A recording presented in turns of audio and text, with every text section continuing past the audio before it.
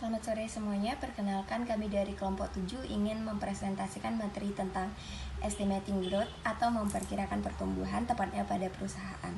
Sebelum lanjut ke materi, izinkan kami memperkenalkan anggota kelompok. Yang pertama ada Cindy BR Tobing, saya sendiri dengan NIM 58 sebagai penyaji pertama. Yang kedua ada Nilupus Pasari dengan NIM 46 sebagai penyaji kedua. Next. Ya, di sini ada pengertian apa itu estimating growth. Jadi estimasi pertumbuhan itu adalah cara terbaik untuk memperkirakan tingkat pertumbuhan perusahaan dengan pendapatan rendah ataupun pendapatan atau penghasilan tinggi di masa depan. Jadi pertumbuhan historik dalam laba per saham biasanya merupakan titik awal yang baik untuk estimasi pertumbuhan. Next. Nah, di slide ini ada perhitungan estimasi tingkat pertumbuhan suatu perusahaan. Jadi di sini dapat dilakukan dengan 3 cara. Yang pertama dengan estimasi pertumbuhan dengan data historis laporan keuangan perusahaan seperti yang sudah dijelaskan pada slide sebelumnya. Yang kedua menggunakan jasa pihak ketiga, baik itu internal perusahaan maupun eksternal perusahaan. Di mana internal perusahaan manajemen diperoleh dari manajemen cenderung over optimistic dan kurang objektif karena menyangkut kinerja mereka sendiri.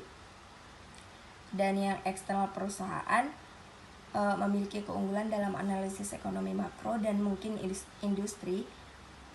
Namun untuk estimasi spesifik atas suatu perusahaan tentu hasilnya akan kurang akurat. Yang ketiga ada estimasi dengan sustainable growth. Di mana estimasi dengan sustainable growth ini yakni dengan pokok pemikiran bahwa suatu perusahaan jika ingin berkembang maka ia harus mengusahakannya sendiri. Pertumbuhan tidaklah given oleh karena itu perusahaan harus menyisihkan sebagian labanya atau laba ditahan untuk mengembangkan potensi yang ada dalam perusahaan untuk dapat bertumbuh. Next. Nah, di sini ada rumus sustainable growth, bisa dilihat di layar. Jadi estimasi sustainable growth itu dihitung dengan rumus ROE atau return of equity dikali retention ratio, atau ROE atau return on equity dikali 1 dividend payout ratio. Nah, untuk slide berikutnya akan dijelaskan oleh Puspasari. Kepada Puspasari dipersilahkan. Selanjutnya ada beberapa faktor yang menentukan bobot yang diberikan kepada perakiraan analis dalam memprediksi pertumbuhan di masa depan. Yang pertama, jumlah informasi spesifik perusahaan terbaru.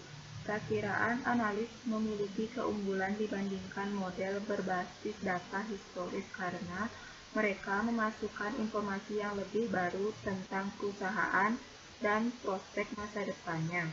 Ini keuntungan cenderung lebih besar untuk perusahaan di mana telah terjadi perubahan signifikan dalam manajemen atau kondisi bisnis di masa lalu, misalnya restrukturisasi atau pergeseran kebijakan pemerintah yang berkaitan dengan bisnis yang mendasari perusahaan. Yang kedua, jumlah analisis yang mengikuti saham secara umum.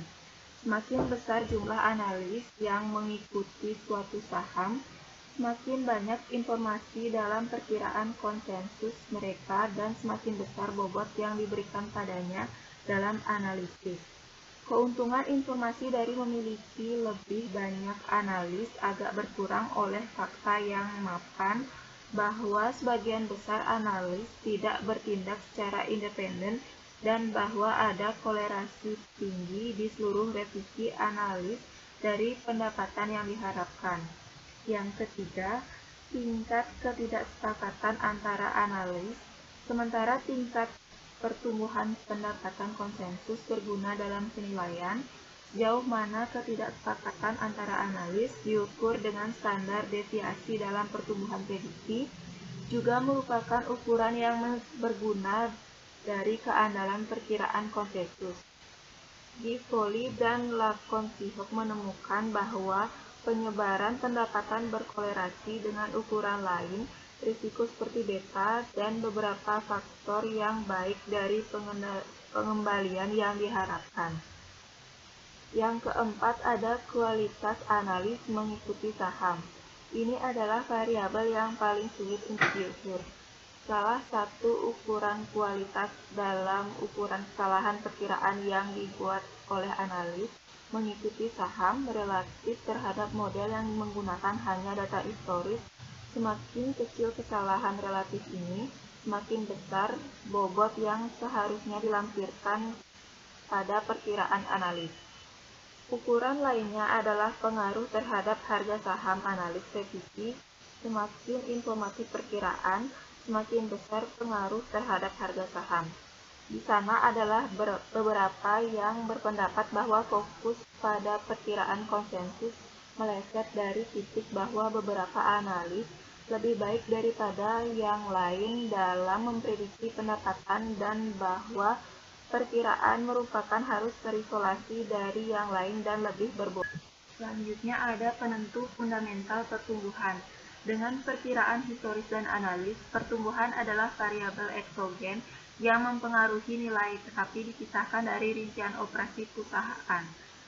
Cara yang paling masuk akal memasukkan pertumbuhan ke dalam nilai adalah menjadikannya endogen, yaitu menjadikannya sebagai fungsi dari beberapa banyak perusahaan menginvestasikan kembali untuk pertumbuhan masa depan dan kualitas representasi. Ini akan dimulai dengan mempertimbangkan hubungan antara fundamental dan pertumbuhan pendapatan ekuitas, dan kemudian beralih untuk melihat faktor-faktor penentu pertumbuhan pendapatan operasional. Selanjutnya ada pertumbuhan pendapatan ekuitas.